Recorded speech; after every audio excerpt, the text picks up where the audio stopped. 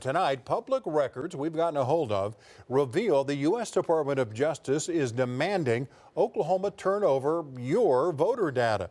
The state election board says it's supposed to remain confidential. This comes 1 week after the election board told us the DOJ had not formally asked for it. But the Department of Justice thought they did ask for it. News 4's Spencer Humphrey joins us now in studio with more on this confusion. Spencer. Yeah, Allie and Kevin, last week the election board told us the U.S. Department of Justice was not demanding they hand over your personal information like your social security numbers.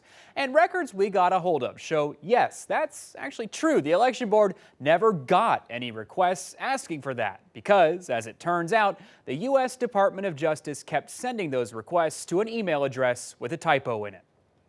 Take a look at this email we got a hold of that the U.S. Department of Justice sent Oklahoma Election Board Secretary Paul Zirix back in July. A DOJ lawyer asks him to turn over personal information about every registered voter in Oklahoma, including their driver's license and social security numbers. Zirix responds to the DOJ lawyer, telling her she's free to access all the publicly available voter information the state election board posts on its website. But he could not share personal things like driver's license and social security numbers because Oklahoma law makes clear they are not public records and required to be confidential. He also asked her to provide the citation to any federal law that says otherwise.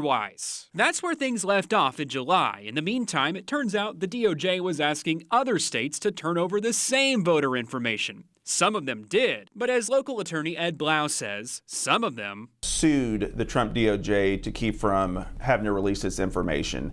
He argues states have legitimate reasons to be worried about handing private voter info over. Why it's concerning that this may be turned over is we don't know what protections will be in place to make sure the information is not disseminated.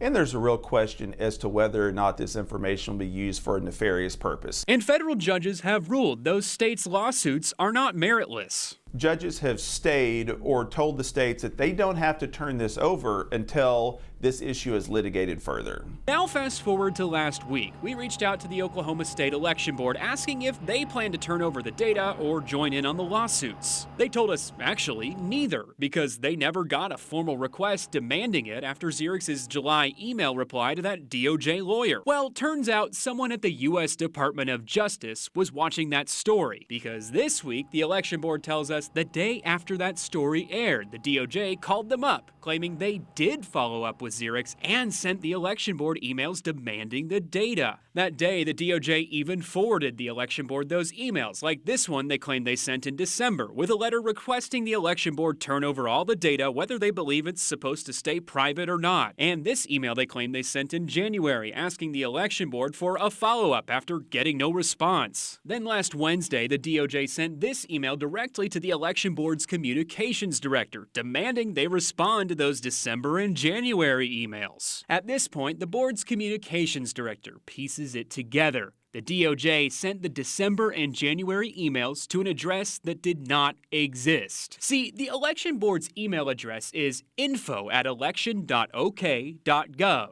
But as the communications director points out in this email response, the U.S. Department of Justice actually sent those emails to ifo@elections.ok.gov, missing the letter in the address not once, but 3 separate times. And to hear that these lawyers made such an elementary and easily solved mistake is very surprising. I would not expect this type of mistake to come from our local Department of Justice attorneys, our local U.S. attorneys, but the way the federal DOJ in D.C. is moving, it's not surprising. With that issue now cleared up, the latest emails we've obtained show the DOJ is still demanding the election board turn over all that data. We asked the election board again whether they plan to turn it over or join the other states' lawsuits. As of Monday, they say their legal staff is still reviewing everything and has not made a decision.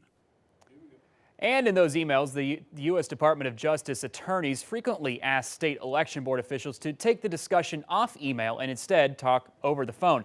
And in their most recent email, a DOJ lawyer tells the board secretary in reference to states turning over all that personal voter data, quote, "In the case of Oklahoma, we have not expected there to be any issues."